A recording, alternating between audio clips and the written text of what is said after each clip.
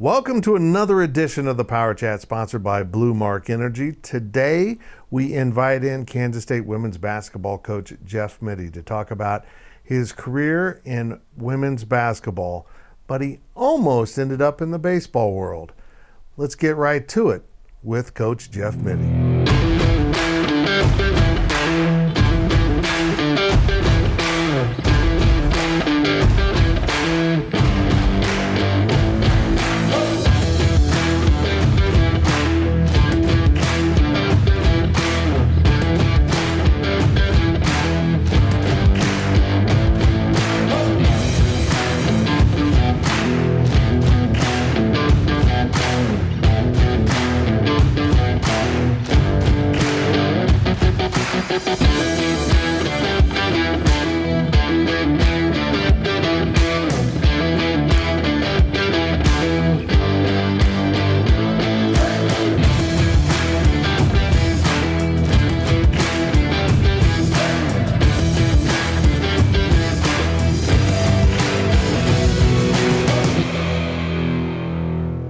Welcome to another edition of the PowerChat, sponsored by Blue Mark Energy in the GPC's WTC Gig Powered Studios. Women's basketball coach Jeff Mittie is with us. Coach, thanks. Yeah, thanks. You don't have a clock that the NCAA regulates. I can just keep you here. No, the student athletes are more protected than the coaches. I can assure you in that regards. That's probably good. It's all good. So, getting ready to go to the Bahamas. Before we dig into your past, I'm sorry you have to do that for work, go to the Bahamas. It really is. And I'm so sorry. And the weather's been so great here this time of the year now, but I think it turns next week, which will just be beautiful to fly out when the weather turns. But I was getting ready for this. I'm like, well, that shirt's pretty spring. And I'm like, well, it's 60 degrees today. I'm just going to wear this shirt. Yeah. Let's go back to Blue Springs. Did you grow up there your whole life? Independence, Kansas City. Yeah. Kansas City area, yeah. So you're just a Kansas City kid. What was life like in Independence and Blue Springs? You know, I loved it. Just growing up kind of in Kansas City, obviously Chiefs, Royals fan. And then in high school, I worked at Royal Stadium. A ton of my friends worked there. And so, you know, pretty good gig to just kind of hang out all summer and work a little bit and get to watch a little baseball. And of course, back when I was growing up there, you go late 70s. That was such a great time for baseball. And yeah, so it was great. It's been fun to be back too. You didn't wander far. You end up in St. Joe. Yep. I spent some time in St. Joe. Mm-hmm. So the Royals have been really close to you, haven't they? They've been a special part of you. I mean, that '85 team. Yeah, you know, yeah, definitely. Well, when I was in high school, it was $1.50 to get into GA.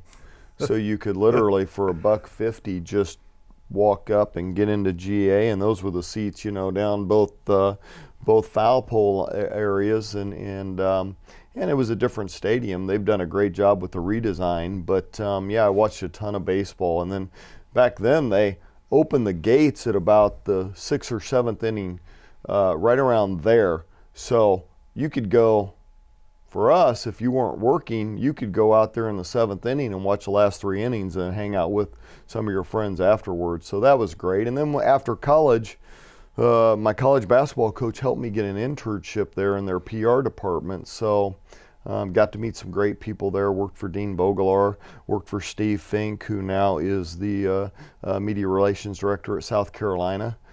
Steve actually came down to TCU. I helped him get the job as media relations director at TCU when I was the coach there. So it's good just for him. fun. He was nice to you, Yeah. Well, you know, he was kind of funny because my boss at the time, Eric Hyman, had said, "We're looking for a media relations director. Call your guy with the Royals and just see if he's got anybody out there." And Steve was like, you know, it might be time for, I'm kind of looking at some different things. And so it just worked out that way. That's interesting. Yeah. Sports is kind of like that, though. Yeah, you know, you get a lot of connections over the years. If you're in it long enough, you have a lot of friendships, a lot of people in different areas. I was going to talk about this later, but that Royals internship, what all did you do? It was very interesting because game day, basically what I did was just keep the book on computer. So statistically, just keep all that. The interesting part was after the game because I was in charge of the opposing team's manager's quotes. Oh. So got to see some really interesting stuff in the clubhouse, you know. Got to see some chairs broken, tables. Got to see just a lot of interesting things in the clubhouse. You know, I don't know how they do the interviews now, but you know, when I was doing them, we just went into the manager's office. Right. And you just stood there, and 4 or 5 reporters would be asking questions, and I was just in charge of kind of monitoring that and going up and typing up the notes from that. And yeah, it was fun. And then the other stuff I did was postseason media guide stuff. Helped out with those things. Helped out with the draft class and putting all the notes for that stuff. So yeah, it was fun. So you've kind of been on the other side a little bit. A little bit. I mean, it was a short 5 months. Yeah, but got to see the other side of it. Yeah. And you wisely didn't stay on that side. Yeah, you know, it was kind of funny because at the time I was getting ready to go to grad school and just kind of when I went back to Missouri Western, they wanted me to do a variety of things. So I was able to have my hand in a lot of stuff. I was helping the athletic director with some projects. I was a GA for baseball. I was GA for basketball. So I got to do a lot of different things, which kind of set me to the coaching bug kind of came late to me, and that this is what I really want to do. When you were an athlete, you played basketball and baseball at MoWo. What was your better sport? Probably baseball at the time. I mean, basketball was probably better out of high school. And then in pitching, I kind of developed late. And then as stuff happens, I tore my arm about my sophomore year and kind of battled back from that and just kind of, but the best pitch I threw was a slider, and that was really hard on the elbow, and I threw it a bunch. And then basketball, I was just kind of first guard off the bench, kind of a role player that just, yeah. Coach, I tell my players all the time, I wish my coach would tell me to shoot because my coach never once told me to shoot. You're the dirty work guy. I was. Well, that's a good quality, though. I loved it. I loved, you know, I did basketball practice, and of course, as a pitcher, you got to go throw whatever your bullpen is, so you got to go throw 80 pitches, and everybody thinks, well, do you throw 80 pitches all at once? Well, no, you got to simulate a game. So the time, thank goodness we didn't have the time constraints then, because it would take, you know, an hour and a half to 2 hours to throw your bullpen work, and but I loved it. It was great. Now lead us up to the interesting set of circumstances how you became women's basketball coach at Missouri Western, because I'm fascinated by the fact that you were never technically a full-time assistant coach at any point in your life. You got a break? Well, I was kind of. Well, you were full-time, but you weren't your grad assistant. I know, my assistants hate it when I tell them, I joke that I understand the grind of an assistant, because they're like, do you really? Because I was only, you're right on that. It was, well, I was more baseball in that I was really recruiting for Coach Menace at the time, and the program had slipped a little bit, and they really wanted me to recruit some players. So we actually had as good a recruiting class, very fortunate to get the guys we got in. And so the AD says, you know, I need you to be the assistant women's basketball coach. And I'm like, okay, that's fine. He said, well, I really want you to recruit, but, you know, help out with skill development, that kind of stuff. So I do it, and I really enjoyed it. We were awful. And at the end of the year, the head coach's mother had passed away, and her family had a huge ranch in southern Missouri that needed her to go down there, basically. So she resigned. Well, at the time, Missouri had a hiring freeze on state employees. There was coaches? Well, that you could get the emergency waiver, but it was also an easy excuse not to pay anybody to be the head coach. And it doesn't sound like there was a lot of effort being put into the program. I mean, they're having you recruit baseball and women's basketball, and it was just a different time. I mean, Right, that's of just course. kind of what you did as a That's the way it GA. was in the You 80s, just, yeah. you know, you were lucky enough. I totally viewed it as lucky to be doing what I was doing because you got to experience a lot of different things, and so they made me the interim coach. And to your point, they probably just did it because it was the easiest thing to do, and so I took it for that 9 months, and we were fortunate enough to be a little bit better. Sure. And then at the end of the year, I think they interviewed like 8 people before they hired me, so they really weren't that pleased with me.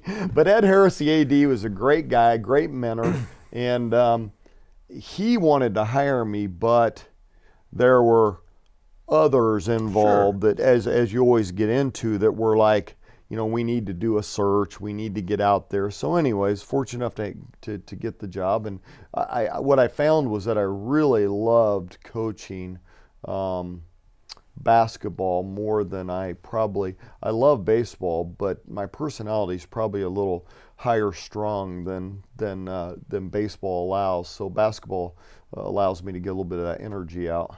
How old were you when you did the interim gig? 24? 25. 25? Yeah. So interim 1 year, I think you won 16 games, Yep. which was an improvement. And then it just kind of took off for your next 2 years. What happened in there? Did you go out and find some serious players that really picked up the pace? You know, probably just being young and dumb enough to think I could sign anybody in the country, and we kind of mixed some really good high school players with some really good junior college players, and that was so much fun because that's back when you could physically go sign them. Sure. So I signed an All-American, Tanya Foster, out of Butler County. Coach Osterman was actually dual assistant back then for me, so he had gotten Foster interested, and I can remember sitting in the coach's office waiting to see who Foster was going to sign with, because there were other coaches there as well. Oh, how strange. And it took about 2 hours for her to finally make the decision. It's good that they finally went away from that because it was just such a stressful. I mean, I can remember 11 o'clock at night getting a young lady at Trinity Valley to say yes to me on the phone and telling Shanna, I'm leaving. She goes, what do you mean you're leaving? I'm like, I'm driving to Athens right now. It was about a 10-hour drive. I'm like, I'm going to be there in the morning because I need this signature now. And, get into Athens and grab some IHOP and go sign her. Go sign her. But if you waited, you probably weren't getting that kid. And so it was just a different recruiting time. It was a ton of fun, though. Good to be young to do it, and ate a lot of meals at the Amico food shop right there in St. Joe, because that's where we had our little gas cards, and yeah, it was good stuff. St. Joe. I was there for 8 months at the News Press Gazette. Oh, were you really? Yeah, it's kind of funny. You're the second coach now that I've had experience with sharing St. Joe stories, the first being Bill Snyder. Yeah, right. So it was. Yeah, Coach is, he's got the pavilion there named after him now from his time in St. Joe. You were there, you coached 3 seasons, were highly successful, and you're in their Hall of Fame? Yeah. That's pretty cool, man. Yeah, it was really cool to. It didn't get to your athletic career, didn't get you there. No. Boy, if it did, that wouldn't be a very good honor for the rest of the Hall of Famers there. But and the 2 teams that we had, the Elite 8 team the second year, and we had the Final 4 team the third year. So both those teams, and those teams, it's kind of funny because we really had them from all over the country. And yet when we've had reunions, about 80% of them will come back, and it's just they're connected for forever, just like athletics does to you. That's nuts. In fact, I was in St. Joe 87, 88. Yeah. So you were in school? I was. Yep, that would have been junior year. Yeah. Spent a lot of time on the Belt Highway. Belt. Too much time on the Belt Highway. All I remember about St. Joe is that the only really good bar we could find was at the bowling alley. Yeah. So You're absolutely correct on that, by the way, because that was kind of the dance club bar. Yep. You know, St. Joe has a lot of like kind of like dive bars that are kind of which I would appreciate more nowadays. No question. One of my former players owns one of them. When we went back for the reunion, we always go there after the reunion stuff. And Mary Bach Garvey owns one of them now, and it's a great place to go to watch a game. My two these are both kind of inappropriate stories. The world's worst gentleman's club was in St. Joe. And also, one night we were in the Belt Bowl bar, whatever the name of it was, and there's like some commotion, things going on. There's like some kind of entertainment coming on, and we're just in there drinking, we're just minding our own business, but it was male stripper night, and nobody told us. Really? And all of a sudden, I'm like, well, this bar changed significantly. There's a reason a lot of women were showing up. Maybe it's time to go to another. You know, the one thing I always found, I think always had a great time, there was a college hangout there called the Dugout. And it was out kind of, by the hospital, if you remember where the hospital was.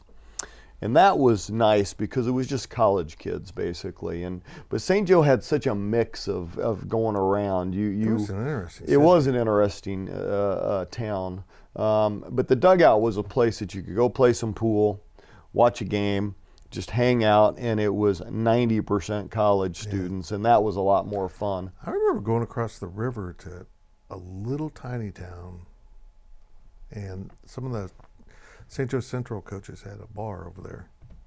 Yeah. Yeah, what was the town? I can't even think. It was tiny. I always felt like that city was like 3 cities in one. It's a really strange city. Every high school kind of had their own area. That's right. And I remember going, this is like a little downtown You go area. Lafayette, if you go Central, if you go Benton, you go, you're crazy. Right. You're right. And now it's gone straight north, the city. When we go back, if you go north, it looks totally different. That's where all the new businesses have gone. And interesting. Yeah. It has changed a lot since I was there. Yeah. How'd you meet Shanna? Blind date. Blind date, yeah. Are you one of the few blind dates in history to work out this well?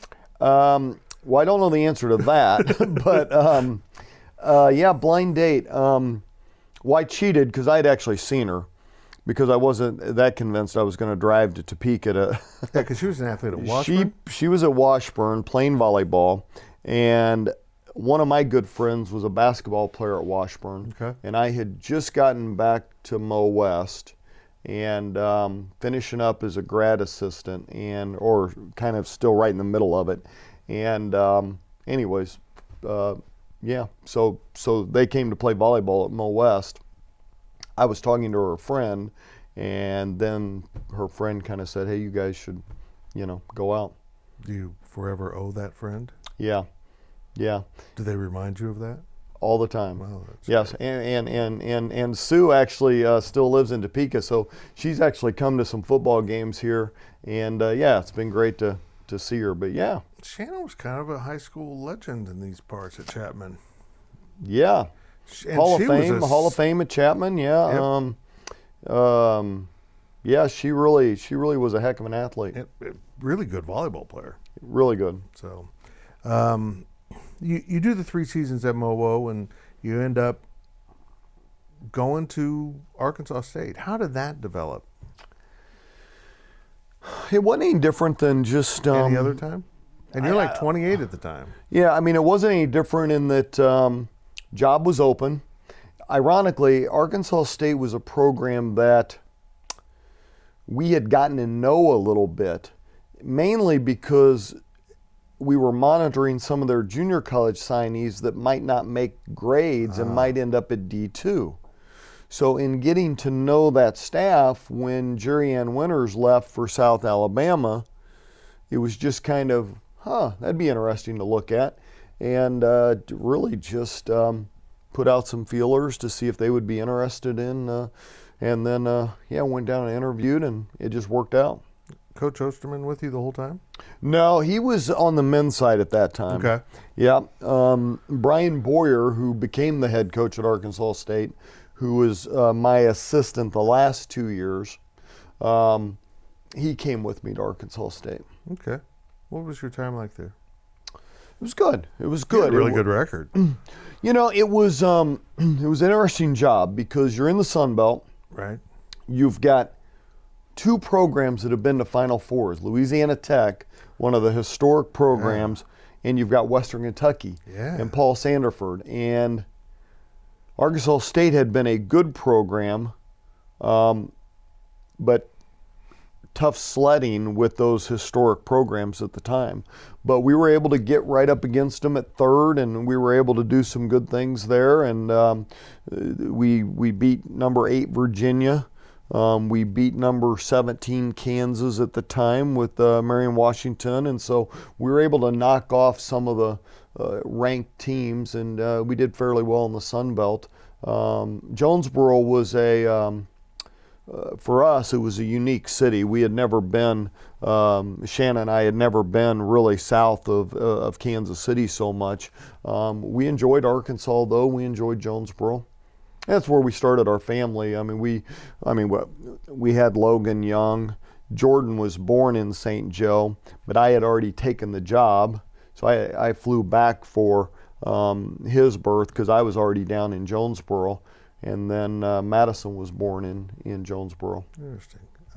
The 80s were kind of the time period where I feel like women's basketball evolved into the makings of what it is now. It's like people are like, okay, this is, it's not just the equality sport. You have men's and women's. Now it's kind of turned into a deal, and people are really beginning to pay attention to women's basketball. Pat Summitt, all that going on. Yeah. When I took over at Mo West, I guess it would have been our second team. We had 4 ACLs in 6 months. And Vivian Stringer was at Iowa at the time, and she had a bunch of ACLs. Sports Illustrated was writing an article, and we're actually in the Penny Hardaway article, and so are a bunch of St. Joe doctors talking about the ACL in women's basketball. But I think at that time it started to really take off because they were starting to pay attention to how high of a level, but they were also starting to pay attention to the devastating injuries that were occurring. Do you have an explanation for why women's basketball players, is just the construction of the knee or what? Boy, I've talked to a lot of doctors on it. I mean, I could give you that females have a tendency to have the notch in the ACL is a little more narrow, so when it moves, I mean, I've heard doctors talk about that. I've heard doctors talk about just the physical demands, strength around it, all the muscles, all those things. I don't think anybody really knows. I believe we're further ahead than we've been, but we still haven't obviously solved it, and I don't think we ever will. Yeah, it's just a very strange thing. So many women's players look like they've been at war. They've just got scars going everywhere on their knees. It's just amazing. I'm of the theory that we all know women are tougher than men because of childbirth, but after about 3 knee surgeries, most guys are like, I'm out. Unless they've got a really pro career on the line. Women's basketball players, I'm going to rehab this, come back. I'm going to rehab this, come back. It's amazing to me how many times they've just had multiple surgeries and just keep roaring back. And my oldest daughter has had it. Madison came back from an ACL 2 years ago. That's right, I forgot about that. I ACL'd when I was 32 or 33. No, 31. But I didn't tear it completely, so I didn't have surgery. And then I finally tore it completely in the sand trap of a how about that? Full contact golf? Full contact golf. I'm swinging. I've got that, I'm in this trap, so I've, got it, anchored in there and swing, and I can just feel the whole thing go. And it's a lovely feeling. Yeah, that was great. Yeah. So are you laying in the sand trap at this point? No, I wasn't laying in it, but I was in a lot of pain. And you're kind of screwed. You got to get out of the sand trap. Got to get out of it, and there's about 9 holes left. And did you finish? I did. Oh, for God's sake! I did. Not very well, but I wasn't playing that well to begin with, so it wasn't much different. Yeah, I guess you can play through an ACL with golf. It's kind of... Well, we were playing, had about 8 of us, middle of July, and we had a little money on it going. Okay. A little pride involved. Yeah, we had a little pride involved. So some beer maybe involved? We had to suck it up a little bit on the course. TCU opens up. You end up there, and in some ways that's home. I mean, you were there, what, 15 seasons? Yeah, 15 Dude, years. That's a long time. You know, in coaching, yeah, it's a long time. I think I've told people this before. It probably, the one thing that at the time of taking that job, because of where TCU was at. So we were in the WAC when I took the job. That's right. So we're in the WAC. We're going to move to Conference USA. I don't know this at the time, right? We're just in the WAC. But the decision about a year and a half later is to go Conference USA. So we go Conference USA. About 4 years into that, AD calls me and says, hey, I want to talk to you about something. We're thinking about the Mountain West. We think this is a great move for football. We think that... and it was? Yeah. And he was just asking me, hey, help me know about the Mountain West women's basketball so I'm knowledgeable about it. What do you think about it? And it had some really good programs in there, BYU, Utah, all these programs you've seen Advanced San Diego State, New Mexico, very good programs. So, but the challenging part was being the only Central Time Zone team. So that was part of the tough decision of doing that, because going west and being the outlier with all the time changes, that was challenging. But go to Mountain West. So we go in the Mountain West. Then I don't know how many years we're in the Mountain West. I can't remember. But then we joined the Big East. I forgot about that. Never play in the Big East. I do have a old polo from the conference meetings, because we did do conference meetings. And then in the fall, the Big 12 invites TCU in, and so I think what kept it exciting was obviously all the changes, right? So you didn't get stale. I don't know, stale might be the wrong word for it, because certainly if you were in one league, I don't know that you get stale either, but it was definitely challenging. New challenges, new teams. And new ADs. We had ADs that were different, because Eric Hyman hired me. Danny Morrison came in. Danny left to take this one of the business CEOs of the Carolina Panthers, and then Chris Del Conte came in after Danny, and Chris is now down at Texas. Yep. Very interesting. So you coached in 4 leagues at one school? 4 leagues at one school, yes. And was a part of 5, I guess, if you want to count the 6 months of the Big East. I'm not going to count that. It's not really. You just don't get a. You don't get to count the fact. Yeah, you don't show up the frat party. And you're in the frat. I had to sit through the meetings. No, that's a badge of honor right there. Yeah. What was the toughest transition in there? Going Mountain West to Big 12, or is another one? Well, definitely Mountain West to Big 12. And I think the toughest part of that transition was just the fact that it happened so fast, because it wasn't like, in a year and a half you're going to be in the Big 12. It was, you're going from the Mountain West, and next year you're in the Big 12. So from a recruiting cycle, you didn't have time to ramp up. No, and we did not. We knew we didn't have a Big 12 roster. And that was your worst season of coaching, wasn't it? Yeah. That was a struggle. But I made the decision to go super young, because I knew that if we're going to take our lumps, let's do it, and let's take our lumps 1 year. So we started 3 freshmen that year. Oh. One of them ends up being the all-time leading scorer at TCU in Zayna Medley, and that team really battled that year, and really for as young as they were, we were able to keep them positive. We were able to keep them battling, and then it paid off the next year. We're able to beat Texas for the first time in school history and do some better things. In the heart of you're 15 years old. You had 10 out of 12 seasons with 20 or more wins. You got it rolling. I mean, well, we had some. I mean, it's all about players. You just have to have players, and if you can get good players and get committed kids, I think you got a chance. I think all these jobs in the Big 12 or whatever league you're in, most of them are good jobs, but they're also challenging jobs. Every coach, I believe, has to figure out their particular job. Because you look at the Big 12, they're all good universities. They all have good things. It's, can you figure out your particular job and do it well? And every job's a little bit different. And you got to coach your daughter. That's kind of cool. Yeah, that was. And she had come off her 3rd knee surgery and wasn't going to play. And then she comes to me in probably June or July and says, I miss it. Do you mind if I walk on?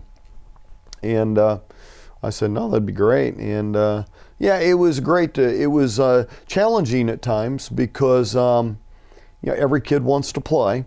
And she played some, but not as much as her mother would have liked. Oh, and man. Yeah, I know. And because I don't talk to parents about playing time, that became become a problem. Yeah. If I know your wife, you couldn't really tell her that rule. I really couldn't. You're right. You're absolutely right. Now it was a lot of fun to see her, and then it was a lot of fun to be at practice with Logan because you miss so much as a coach of your own kids playing. Right. You're kind of going through that now. Yeah, and if I go back to high school, I probably saw Logan play, I'd say 40% of her games. Madison probably the same. I was able to see Jordan more football just because you only had one game a week and our season didn't start. But you do miss those moments, and to be able to spend a little bit of time for a couple years. Logan decided after midway through her sophomore year, she said, look, I'm healthy. I'd like to leave healthy.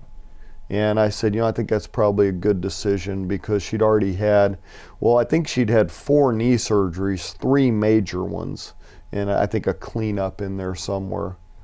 Yeah. No. And now that's a good move, just getting out. Yeah, I think sometimes that's a better decision. I don't fault either decision, but if I think for any kid, I think it's a good decision. Well, I'm not done with TCU yet, but we are done with the first half of the Power Chat, and we will get Coach Mittie to Manhattan, Kansas right after this break.